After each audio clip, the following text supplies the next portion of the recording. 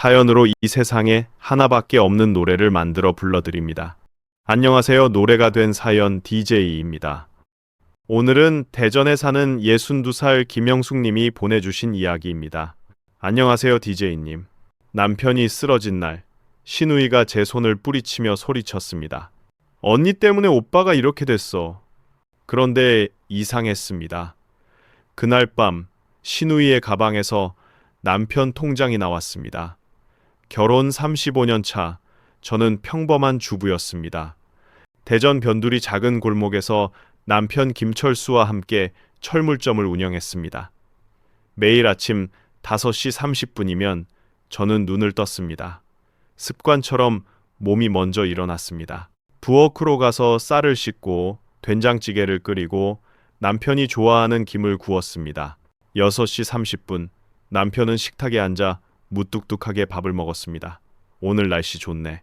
그게 남편이 하는 유일한 아침 인사였습니다. 7시, 남편은 가게로 향했고 저는 설거지를 했습니다. 우리 자식들은 모두 출가했습니다. 큰아들은 서울에서 회사를 다니고 작은 딸은 부산에서 가정을 꾸렸습니다. 명절에나 얼굴을 보는 사이가 됐습니다. 이제 남은 건 남편과 저, 그리고 텅 빈 집뿐이었습니다. 저녁이면 둘이서 TV를 보며 밥을 먹었습니다. 말이 많지 않았지만 불편하지는 않았습니다. 35년을 함께 살면 말이 없어도 서로를 알게 되니까요. 시누이 김미선은 한 달에 한 번씩 들렀습니다. 토요일 오후 예고 없이 차를 몰고 왔습니다. 오빠, 나 왔어. 현관문을 열고 들어서며 남편을 찾았습니다. 저는 거실에서 청소를 하다가 인사를 받았습니다. 어서 와요, 미선 씨. 시누이는 가방을 소파에 던지고 냉장고로 향했습니다. 언니, 뭐 먹을 거 없어? 문을 열어보고는 고개를 저었습니다. 반찬이 이것밖에 없네. 오빠가 뭘 먹고 사나? 저는 속으로 한숨을 쉬었습니다. 냉장고에는 김치, 된장찌개, 멸치볶음, 계란말이가 있었습니다. 두 사람이 먹기에 충분했습니다. 오빠, 요즘 장사 잘 돼? 시누이는 거실로 돌아와 소파에 털썩 앉았습니다.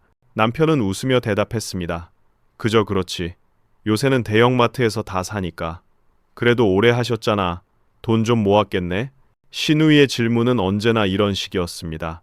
저는 부엌으로 가서 과일을 깎았습니다. 귀는 거실 쪽을 향했습니다. 남편은 뭐 그런 거 있나. 애들 결혼시키고 나니 남은 게 없어 라고 했습니다.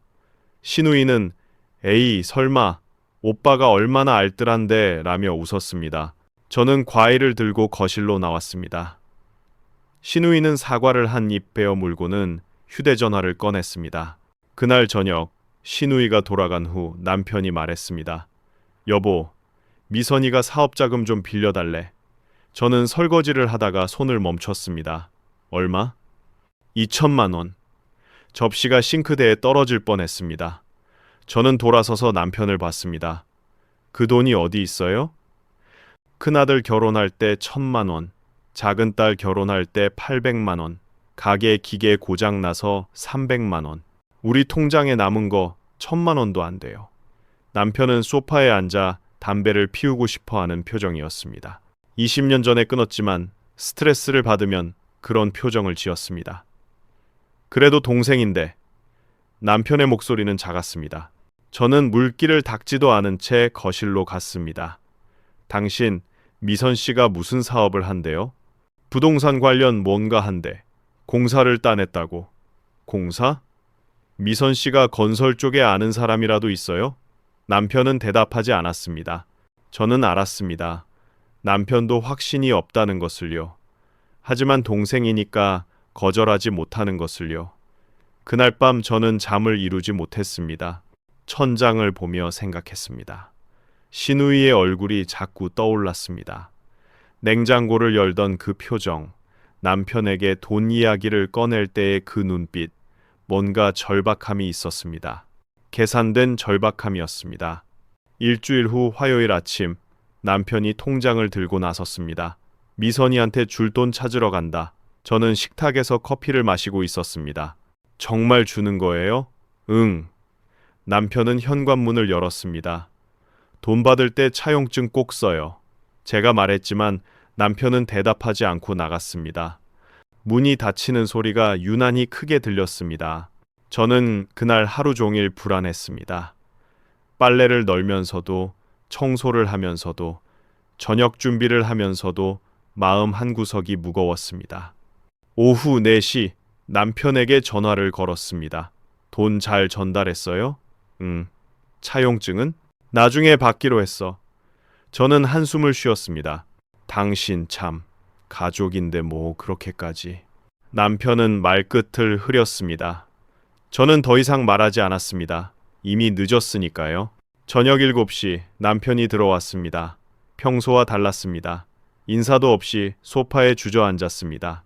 저는 저녁 차렸어요 라고 했지만 남편은 배 안 고파 라고 했습니다.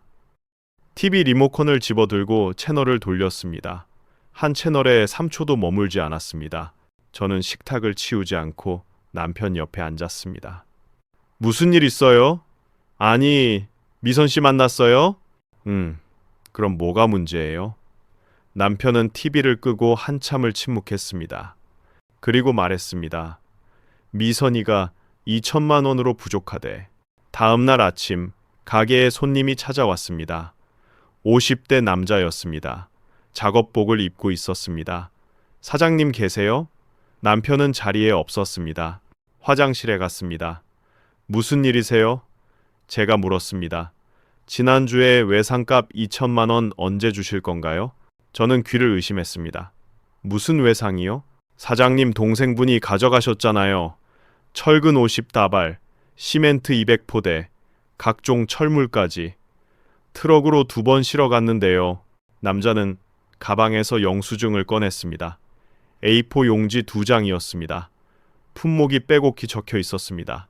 서명란에는 남편의 도장이 찍혀 있었습니다. 저는 손이 떨렸습니다. 이게 언제? 2주 전이요. 동생분이 공사 현장에 급하게 필요하다고 사장님한테 연락하니까 외상으로 가져가라고 하셨다면서요. 저는 말문이 막혔습니다. 그때 남편이 화장실에서 나왔습니다. 남자를 보더니 얼굴이 굳었습니다. 사장님, 이거 언제 결제하실 건가요? 우리도 업체 마감이 있어서. 남편은 영수증을 받아들었습니다. 한참을 들여다봤습니다. 다음 주까지 드리겠습니다. 확실하죠? 네. 남자는 돌아갔습니다. 가게에는 저와 남편만 남았습니다. 저는 물었습니다. 미선 씨가 물건을 가져갔어요? 남편은 대답하지 않았습니다. 답해요! 제 목소리가 커졌습니다. 남편은 의자에 앉았습니다. 동생이 공사를 하나 따냈대. 자재가 급하게 필요하다고. 나중에 공사비 받으면 갚겠다고. 돈도 주고 물건도 줬어요? 우리 살림은 어떡하고? 저는 화가 치밀었습니다. 35년 결혼 생활에서 남편에게 소리를 지른 적이 손에 꼽았습니다. 그럼 어쩌라고? 동생이 도와달라는데 남편도 소리를 질렀습니다. 우리는 서로를 노려봤습니다. 처음으로 부부싸움다운 부부싸움을 했습니다. 저는 집으로 돌아왔습니다. 남편은 가게에 남았습니다. 그날 밤 남편은 12시가 넘어 들어왔습니다. 말없이 방으로 갔습니다. 저는 거실 소파에서 잠을 청했습니다. 잠이 오지 않았습니다. 신우이의 얼굴이 계속 떠올랐습니다. 그 계산된 미소가요. 한 달이 지났지만 신우이는 나타나지 않았습니다. 전화를 걸어도 받지 않았습니다. 문자를 보내도 답이 없었습니다.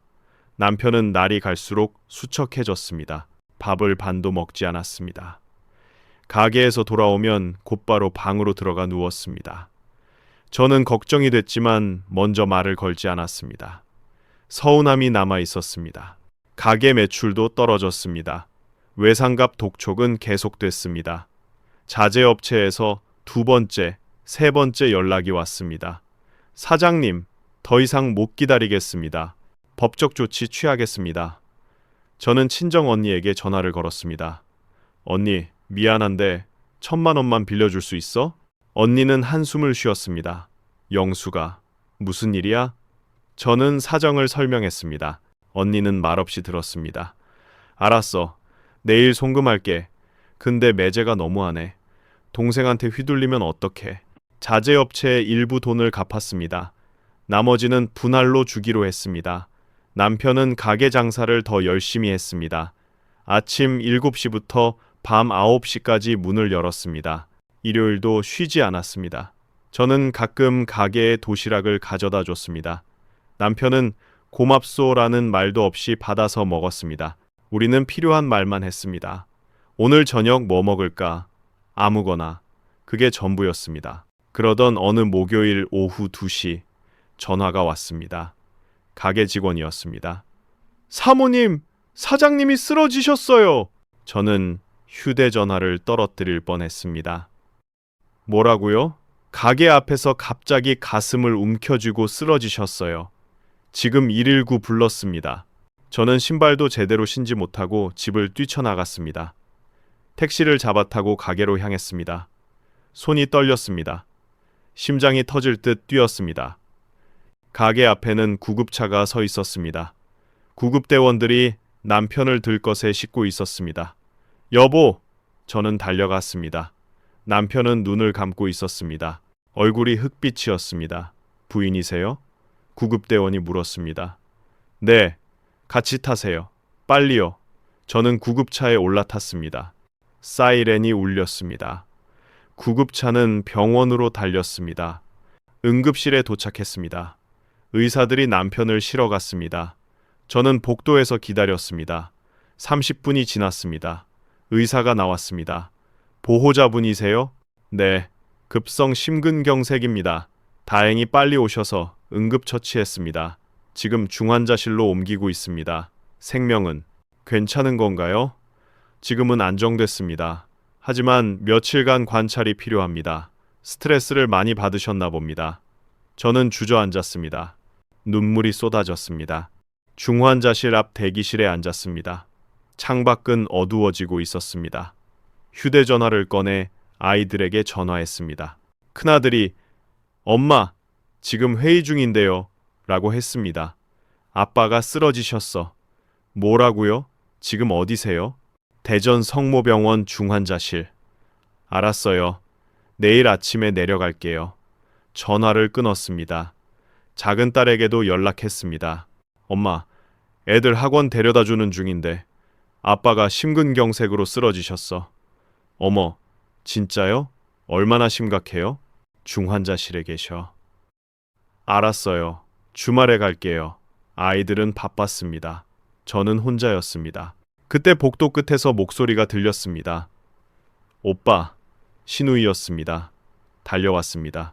머리는 산발이었고 화장기 없는 얼굴이었습니다. 언니, 오빠 어떻게 됐어? 저는 신우이를 쳐다봤습니다. 분노가 치밀었습니다. 중환자실에 계세요, 오빠. 신우이는 울음을 터뜨렸습니다. 중환자실 문 앞에서 손을 모으고 기도했습니다. 30분 후 신우이가 화장실에 간다고 자리를 떴습니다. 복도 의자에 가방을 두고 갔습니다.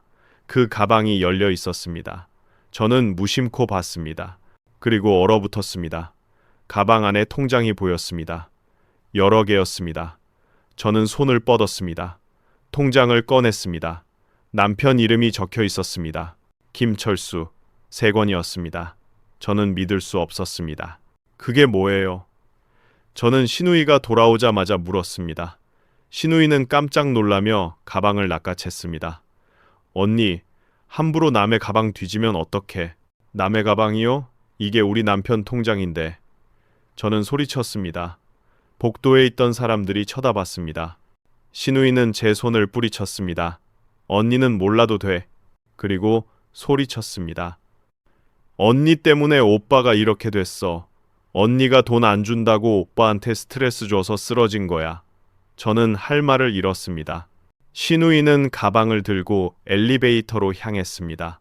사라졌습니다. 복도에서 저는 망연자실했습니다. 방금 무슨 일이 일어난 건가요? 신우이의 말이 맞는 걸까요?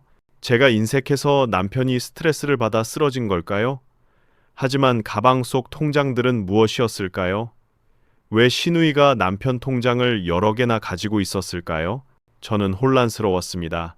중환자실 불빛만 바라봤습니다. 다음 날 아침 아들이 도착했습니다. 엄마, 아빠는 좀 어때? 안정됐대. 오늘 면회할 수 있을 거야. 다행이네. 엄마, 무슨 일 있었어? 얼굴이 안 좋아. 저는 아들에게 말했습니다. 신우이가 돈을 빌려간 일, 물건을 가져간 일, 그리고 어제 본 통장들까지. 아들은 얼굴을 찌푸렸습니다. 고모가 그랬다고? 엄마, 은행 가봐야겠어. 아빠 통장 확인해야 해. 오후 1시, 저는 은행에 갔습니다. 남편 명의로 된 계좌를 조회했습니다. 직원이 컴퓨터를 두드렸습니다. 고객님, 이 계좌 맞으세요? 네. 3달 전부터 매달 500만 원씩 출금됐네요. 총 1,500만 원입니다. 저는 숨이 막혔습니다. 누가 찾아갔나요? 본인 아니면 대리인이죠. 도장 찍혀 있어서 출금 가능했습니다. CCTV 볼 수 있나요? 신분증과 위임장 가져오시면 가능합니다. 저는 집으로 달려가 남편 신분증을 가져왔습니다. 간단한 위임장을 작성했습니다. 은행으로 돌아가 CCTV 열람을 요청했습니다. 직원이 화면을 돌렸습니다. 8월 15일, 9월 20일, 10월 18일, 3번의 출금 기록이 나왔습니다. 화면에는 신우이가 찍혀 있었습니다. 창구에 서서 통장과 도장을 내밀고 돈을 찾아가는 모습이었습니다. 저는 화면을 뚫어지게 봤습니다. 신우이의 표정은 담담했습니다. 죄책감 같은 건 없었습니다. 이 영상 복사할 수 있나요? 네, 가능합니다. 직원은 USB의 파일을 복사해 줬습니다. 저는 USB를 꼭 쥐었습니다. 증거였습니다. 병원으로 돌아가는 길 전화가 왔습니다. 병원이었습니다. 보호자님, 환자분 깨어나셨습니다. 오세요. 저는 택시를 잡아 탔습니다. 중환자실에 들어갔습니다. 남편은 침대에 누워 있었습니다. 눈을 뜨고 있었습니다. 여보, 남편의 목소리는 약했습니다. 저는 다가가 남편 손을 잡았습니다. 괜찮아요? 응, 미안해. 무슨 말을 그렇게 해요? 저는 눈물이 났습니다. 남편은 제 손을 꼭 잡았습니다. 내가 잘못했어. 저는 조심스럽게 물었습니다. 미선 씨가 당신 통장에서 돈 찾아갔어요? 남편은 눈을 감았습니다. 한참 침묵했습니다. 미안해. 나도 몰랐어. 뭘 몰랐어요? 미선이가 내 도장을 몰래 가져갔나 봐. 나는 현금으로 1,000만 원만 줬는데 통장은 모르고 있었어. 남편은 눈물을 흘렸습니다. 62년 인생에서 남편이 우는 모습을 본 건 딱 3번이었습니다. 아버지 장례식 때, 아들 군대 보낼 때, 그리고 지금 동생을 믿었는데 이럴 줄 몰랐어. 남편의 목소리는 떨렸습니다. 저는 더 이상 참을 수 없었습니다. 당신 잘못 없어요. 미선 씨가 나쁜 거예요. 하지만 나는 남편이잖아. 당신한테 미리 말했어야 했어. 당신 말을 들었어야 했는데. 남편은 자책했습니다. 저는 남편 손을 더 세게 잡았습니다. 이제 그만해요. 우리 함께 해결해요. 의사가 들어왔습니다. 환자분, 많이 말씀하시면 안 됩니다. 안정을 취하셔야 해요. 저는 남편 이마를 쓰다듬었습니다. 푹 쉬어요. 걱정하지 말고. 남편은 고개를 끄덕였습니다. 저는 중환자실을 나왔습니다. 복도에 섰습니다. 휴대전화를 꺼냈습니다. 신우이에게 전화를 걸었습니다. 1번, 2번, 3번 받지 않았습니다. 문자를 보냈습니다. 미선 씨, 당장 병원 오세요. 안 오면 경찰 신고합니다. 10분 후 답장이 왔습니다. 언니가 뭘 안다고 그래요. 오빠는 제가 돌볼게요. 저는 전화기를 꽉 쥐었습니다. 손에 힘이 들어갔습니다. 일주일 후 남편은 일반 병동으로 옮겼습니다. 상태가 많이 좋아졌습니다. 의사는 2주 후 퇴원 가능하다고 했습니다. 아이들은 각자 돌아갔습니다. 저는 매일 병원에 있었습니다. 아침마다 집에서 죽을 끓여와 남편에게 먹였습니다. 남편은 고마워라고 말했습니다. 오랜만에 듣는 감사 인사였습니다. 퇴원 전날 저는 결심했습니다. 신우이를 찾아가기로요. 남편에게 말했습니다. 미선 씨 집에 다녀올게요. 여보, 그냥 놔둬. 이미 끝난 일이야. 안 돼요. 그 돈은 우리가 평생 모은 거예요. 그냥 넘어갈 수 없어요. 남편은 한숨을 쉬었습니다. 조심해. 저는 고개를 끄덕였습니다. 신우이는 대전 서구 새 아파트에 살고 있었습니다. 32평형 아파트였습니다. 현관 앞에 섰습니다. 초인종을 눌렀습니다. 한참 후 문이 열렸습니다. 신우이가 나왔습니다. 놀란 표정이었습니다. 언니, 왜 여기까지? 들어가도 돼요? 저는 단호하게 말했습니다. 신우이는 망설이다 문을 열었습니다. 거실은 넓었습니다. 새 소파, 새 TV, 새 식탁이 있었습니다. 저는 주위를 둘러봤습니다. 이 집 언제 샀어요? 2달 전에. 신우이는 작은 목소리로 대답했습니다. 전세예요. 매매예요? 매매. 근데 언니, 무슨 일로? 저는 가방에서 은행 명세서를 꺼냈습니다. 이거 보세요. 우리 남편 통장에서 1,500만 원 빠져나갔어요. CCTV에 당신 나오더라고요. 신우이의 얼굴이 하얗게 질렸습니다. 그건. 그리고 자재상에서 2천만 원어치 물건 가져갔죠. 합치면 3,500만 원. 현금으로 받은 1,000만 원까지 4,500만 원이에요. 이 돈 다 어디 갔어요? 제 목소리는 떨렸습니다. 분노가 아니라 슬픔 때문이었습니다. 신우이는 주저앉았습니다. 언니, 나도 살기 힘들었어. 그래서 오빠 도장 훔쳐서 돈 빼간 거예요? 훔친 게 아니라 빌린 거야. 나중에 갚으려고 했어. 언제요? 어떻게요? 제가 물었습니다. 신우이는 대답하지 못했습니다. 미선 씨, 공사는 어떻게 됐어요? 그 많은 자재 가져가서 뭐 했어요? 저는 추궁했습니다. 신우이는 한참을 침묵했습니다. 공사. 업체가 부도났어. 계약금만 받고 일을 못했어. 자재는 다른 데 팔았어. 뭐라고요? 생활비가 필요했어. 남편은 실직했고 애들 학원비는 밀리고 어쩔 수 없었다고. 저는 어이가 없었습니다. 그럼 이 집은 어떻게 산 거예요? 자재 판 돈이랑 오빠한테 받은 돈으로 계약금 냈어. 대출 받아서 샀어. 그 돈이 당신 돈이에요? 오빠 돈이잖아요. 제 목소리가 커졌습니다. 신우이는 고개를 들었습니다. 눈빛이 달라졌습니다. 언니, 솔직히 말할게. 오빠는 나한테 빚진 게 있어. 무슨 소리예요? 10년 전 오빠 가게 자금 어려울 때 내가 500만 원 빌려줬어. 아직 안 갚았어. 20년 전에는 1,000만 원 빌려줬어. 그것도 안 갚았고. 이자 치면 지금 2천만 원은 되지. 그러니까 이번에 내가 가져간 거, 내 돈 찾아간 거야. 저는 믿을 수 없었습니다. 그게 사실이에요? 물어봐, 오빠한테. 신우이는 담담하게 말했습니다. 그래도 몰래 가져가면 어떡해요? 도장 훔쳐서 돈 빼가면 그게 절도예요. 가족끼리 절도가 어디 있어. 그리고 차용증도 있어. 차용증? 응, 오빠가 써준 거. 신우이는 방으로 들어갔습니다. 서랍을 열었습니다. 종이를 꺼내 들었습니다. 저는 그것을 받아들었습니다. 차용증이었습니다. 김철수는 김미선에게 2,500만 원을 차용함이라고 적혀 있었습니다. 날짜는 1달 전이었습니다. 도장이 찍혀 있었습니다. 이게 언제? 오빠가 병원 가기 전에 써준 거야. 혹시 모르니까. 신우이는 말했습니다. 저는 차용증을 다시 봤습니다.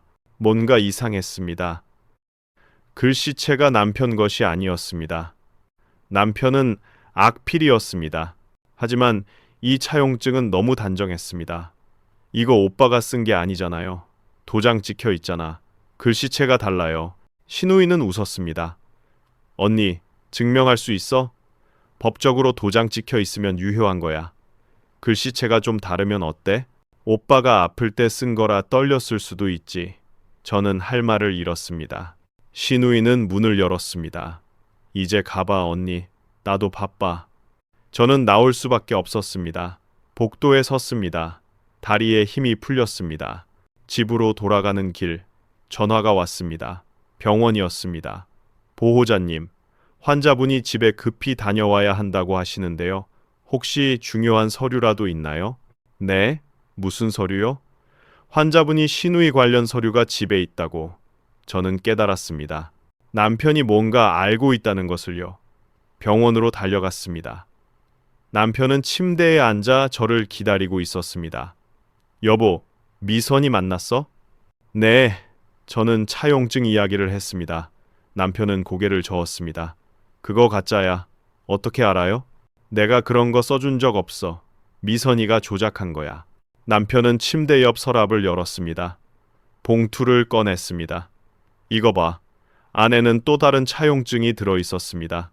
제가 본 것과 같은 형식이었습니다. 하지만 내용이 달랐습니다. 김미선은 김철수에게 3천만 원을 차용함이라고 적혀 있었습니다. 날짜는 2달 전이었습니다.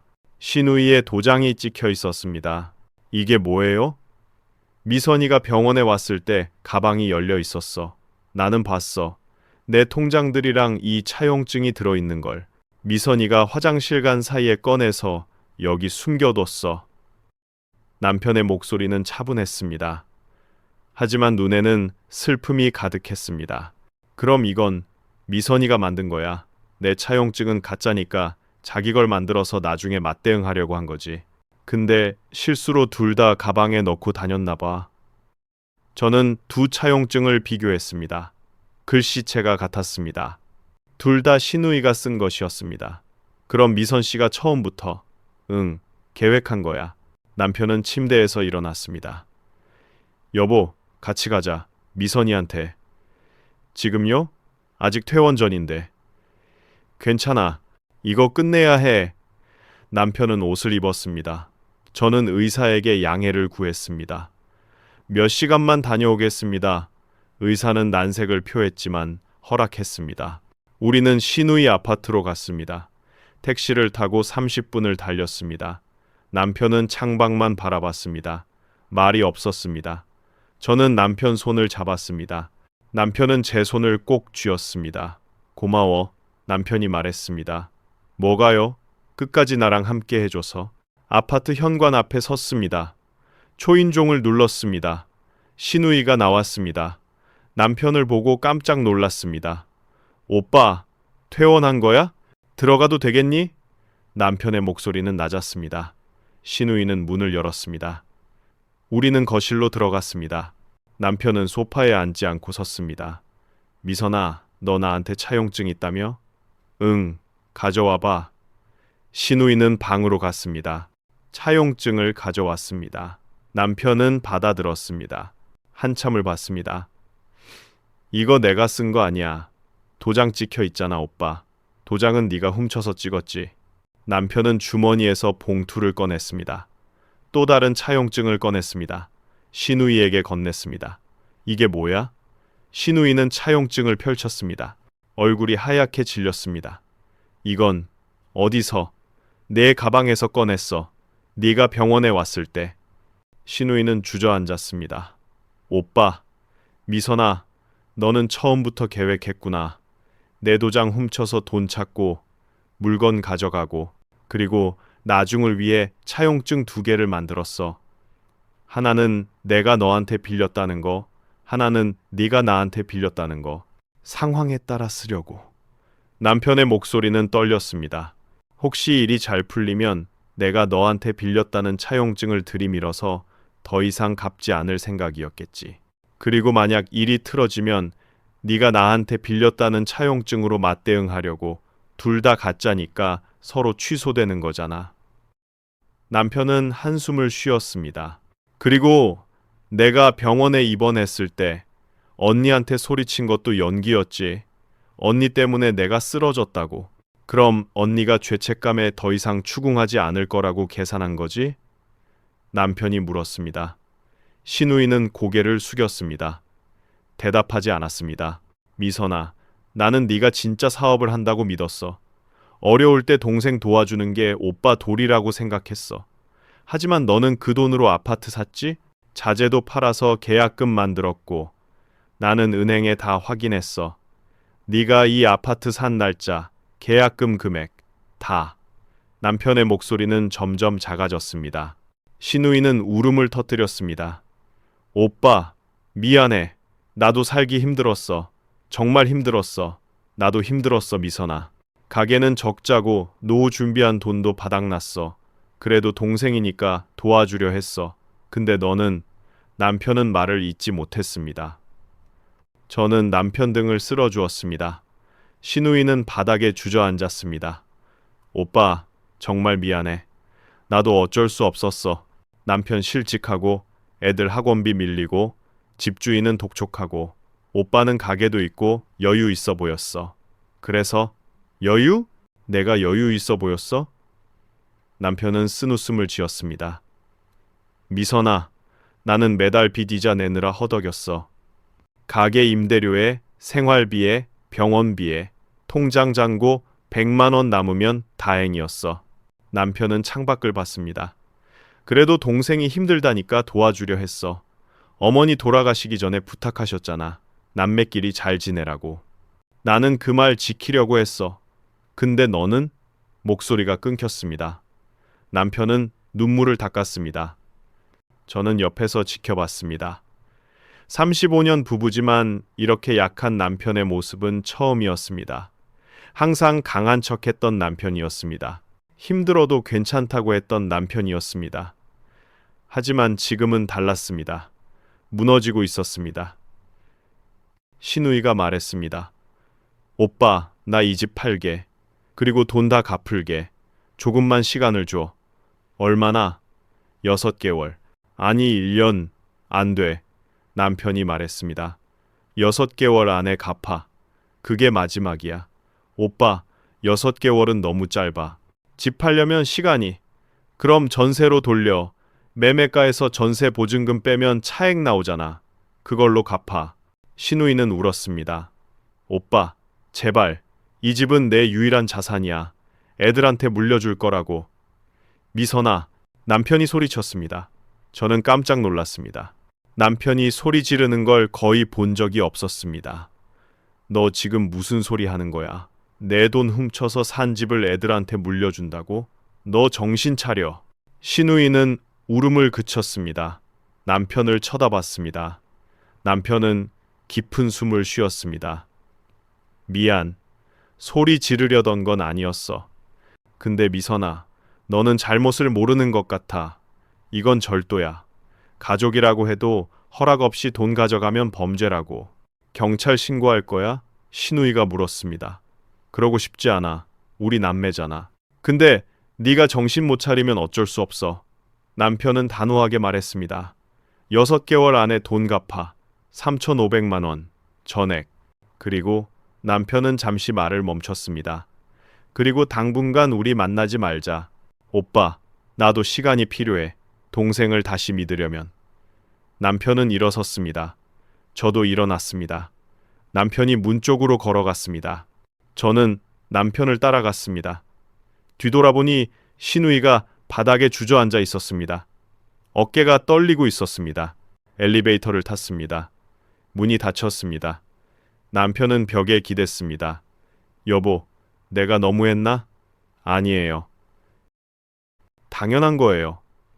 그래도 동생인데. 동생이라고 다 용서하면 안 되죠. 잘못은 짚고 넘어가야 해요. 저는 남편 손을 잡았습니다. 1층에 내렸습니다. 밖으로 나갔습니다. 저녁 공기가 차가웠습니다. 남편은 하늘을 올려다봤습니다. 여보, 미안해. 당신 말 들을 걸 그랬어. 처음부터 차용증 쓰라고 했을 때 들었어야 했어. 이제 그런 소리 하지 마요. 다 지나간 일이에요. 하지만 당신은 좋은 오빠였어요. 좋은 사람이었어요. 미선 씨가 그걸 악용한 거예요. 우리는 걸어서 집으로 갔습니다. 30분이 걸렸습니다. 남편은 천천히 걸었습니다. 병원에서 퇴원한 지 얼마 안 됐으니까요. 저는 남편 팔을 잡고 함께 걸었습니다. 가로등 불빛 아래 우리 그림자가 길게 늘어졌습니다. 35년을 함께 걸어온 그림자였습니다. 집에 도착했습니다. 문을 열고 들어갔습니다. 남편은 소파에 앉았습니다. 여보, 이제 우리 어떻게 살지? 어떻게든 살죠. 지금까지도 그렇게 살았잖아요. 저는 부엌으로 갔습니다. 냉장고를 열었습니다. 남편이 좋아하는 된장을 꺼냈습니다. 찌개를 끓이기 시작했습니다. 저녁을 먹으면서 남편이 말했습니다. 미선이가 정말 갚을까? 모르죠. 근데 갚든 안 갚든 우리는 최선을 다했어요. 그래. 남편은 밥을 한 숟갈 떠먹었습니다. 여보, 이 찌개 맛있다. 매일 먹으면서 이제 알았어요? 아니, 항상 알았지. 그냥 말 안 했을 뿐이야. 남편은 웃었습니다. 오랜만에 보는 미소였습니다. 3달이 지났습니다. 신우이에게서 아무 연락이 없었습니다. 저는 가끔 문자를 보냈습니다.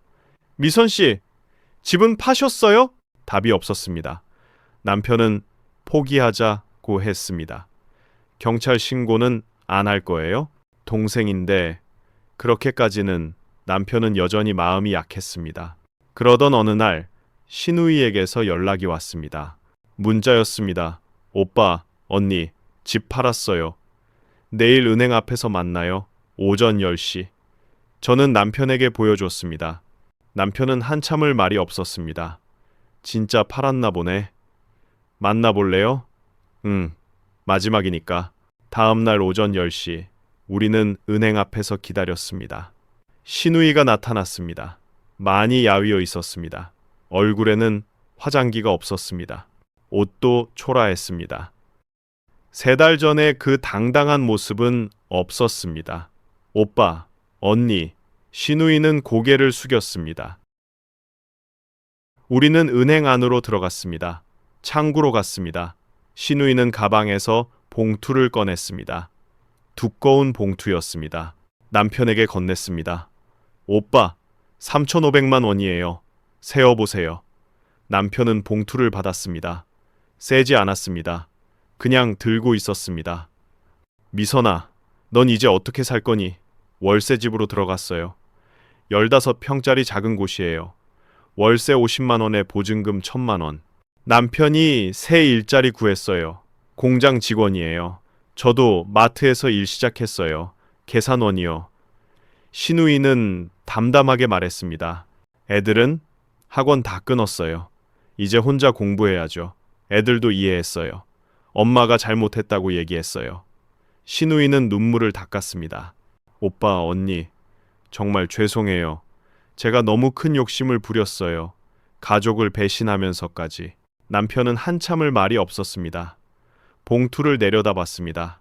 그리고 열었습니다. 돈을 꺼냈습니다. 500만 원을 세어서 따로 놓았습니다. 나머지를 다시 봉투에 넣었습니다. 그리고 500만 원을 신우이에게 건넸습니다. 오빠, 이게 뭐예요? 가져가. 생활비에 보태. 오빠, 나는 받을 자격이 없어. 미선아. 남편의 목소리는 단호했습니다. 이게 마지막이야. 정말 마지막이야. 다시는 이런 일 없어야 해. 알았지? 신우이는 고개를 끄덕였습니다. 눈물이 뚝뚝 떨어졌습니다. 그리고 미선아. 남편이 말을 이었습니다. 당분간은 서로 연락하지 말자. 나도 시간이 필요해. 너를 다시 동생으로 볼 수 있을 때까지. 오빠, 언젠가는 다시 만날 수 있겠지. 그때는 진짜 남매로 만나자. 남편은 돌아섰습니다. 저는 남편을 따라 은행을 나왔습니다. 뒤를 돌아보니 신우이가 창문 너머로 보였습니다. 돈을 꼭 쥐고 서 있었습니다. 어깨가 떨리고 있었습니다. 저는 가슴이 먹먹했습니다. 미워할 수만도 없었습니다. 용서할 수만도 없었습니다. 그냥 슬펐습니다.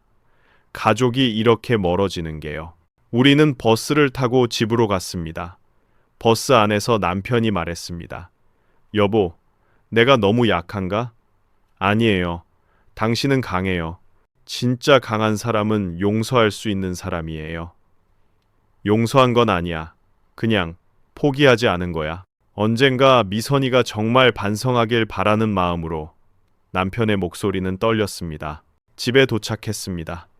문을 열고 들어갔습니다. 남편은 소파에 앉았습니다. 봉투를 탁자에 놓았습니다. 3,000만 원이 들어 있었습니다. 이 돈으로 뭐 할까? 남편이 물었습니다. 빚부터 갚아야죠. 자재상해, 친정 언니한테. 다 갚고 나면 남는 게 있을까? 조금은 남겠죠. 그걸로 우리 여행 한번 가요. 여행? 응. 35년 만에 처음 가는 여행이요. 남편은 웃었습니다. 좋아. 어디로 갈까? 바다 볼 수 있는 곳으로, 조용한 곳으로. 알았어. 남편은 제 손을 잡았습니다. 우리는 한참을 그렇게 앉아 있었습니다. 창밖으로 햇살이 들어왔습니다. 따뜻했습니다. 그날 저녁, 저는 된장찌개를 끓였습니다. 남편이 제일 좋아하는 음식이었습니다. 식탁에 마주 앉았습니다. 남편은 찌개를 한 숟갈 떠서 입에 넣었습니다. 맛있다. 매번 먹잖아요. 그래도 오늘따라 더 맛있네.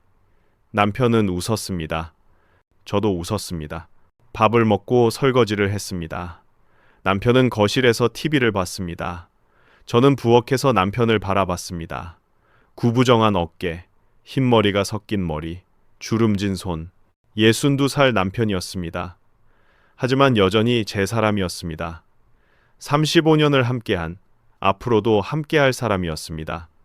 설거지를 마치고 거실로 갔습니다. 남편 옆에 앉았습니다. 여보, 응? 나 당신 사랑해요. 남편은 깜짝 놀라 저를 봤습니다. 갑자기 왜 그래? 그냥 말하고 싶었어요. 35년 동안 제대로 말한 적 없잖아요. 남편은 얼굴이 빨개졌습니다. 나도 사랑해. 남편은 작은 목소리로 말했습니다. 그날 밤 저는 일기를 썼습니다. 오랜만이었습니다. 마지막 문장은 이렇게 끝났습니다. 오늘 우리는 3천만 원을 돌려받았다. 하지만 그보다 더 소중한 걸 깨달았다. 서로가 있다는 것. 그것만으로도 우리는 다시 시작할 수 있다는 것. 여기까지가 사연의 내용입니다. 영숙님, 정말 힘든 시간을 견디셨습니다. 가장 가까운 사람에게 배신당하는 아픔, 상상할 수 없을 만큼 깊었을 겁니다. 하지만 그 속에서도 남편분과 함께 서로를 지키셨습니다. 무너질 수 있었던 가정이 오히려 더 단단해진 것 같습니다. 돈 때문에 무너지는 가족 관계를 많이 봅니다. 형제 간에, 부부 간에, 부모 자식 간에도요. 하지만 영숙님 부부는 그 속에서도 중심을 잡으셨습니다. 정의를 지키면서도 마지막 순간 손을 내민 남편분의 결단, 그리고 흔들리는 남편을 끝까지 지켜준 영숙님의 사랑이 정말 대단하십니다. 시누이분도 결국 잘못을 깨닫고 돌아왔습니다. 늦었지만 책임을 졌습니다. 용서는 쉽지 않습니다. 하지만 남편분은 완전히 문을 닫지 않으셨습니다. 언젠가 다시 만나자는 그 한마디에 가족에 대한 마지막 믿음이 담겨 있었습니다. 세상에는 두 가지 용기가 있습니다. 잘못을 바로잡는 용기, 그리고 그럼에도 손을 내미는 용기. 영숙님 부부는 그 두 가지를 모두 가지셨습니다. 쉽지 않은 선택이었을 겁니다. 하지만 그 선택이 두 분을 더 단단하게 만들었습니다. 이 사연을 듣는 모든 분들이 생각해 보셨으면 좋겠습니다. 가족 간의 신뢰가 얼마나 소중한지, 한번 깨진 신뢰를 회복하는 게 얼마나 어려운지요. 그리고 그럼에도 불구하고 가족이기에 끝까지 포기하지 않는 그 마음이 얼마나 아름다운지요. 영숙님, 이제는 정말 두 분만의 평온한 시간이 이어지길 바랍니다. 바다 여행 꼭 다녀오세요. 35년을 함께 걸어온 두 분, 앞으로도 손 꼭 잡고 함께 걸어가시길 응원합니다. 사연으로 이 세상에 하나밖에 없는 노래를 만들어 불러드립니다. 이 노래가 작은 위안이라도 되었으면 좋겠습니다. 구독과 좋아요는 영상 제작에 큰 힘이 됩니다.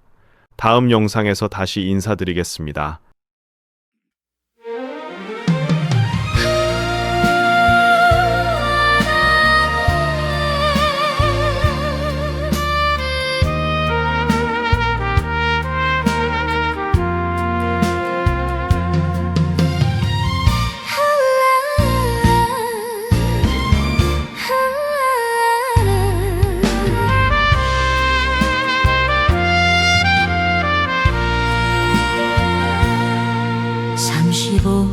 함께 살아온 정 철물점 문 열며 시작한 아침 동생이 온다며 한 잔 더 챙기던 그 마음이 독이 될 줄 누가 알았나. 2천만 빌려달라던 그 말에 난 걱정했지만 당신은 웃었소. 가족이니까 도와야지 하며 통장 들고 나섰던 그날의 뒷모습. 알고 보니 통장은 여러 개, 몰래 찍힌 도장 자국들. 쓰러진 당신 곁에서 본 진실, 가방 속에 숨겨진 배신. 동생의 눈물은 거짓이었어. 언니 탓하며 돌아선 그 얼굴, 자용증까지 만들어 놓고서 우릴 속인 그 마음 어찌 용서하리.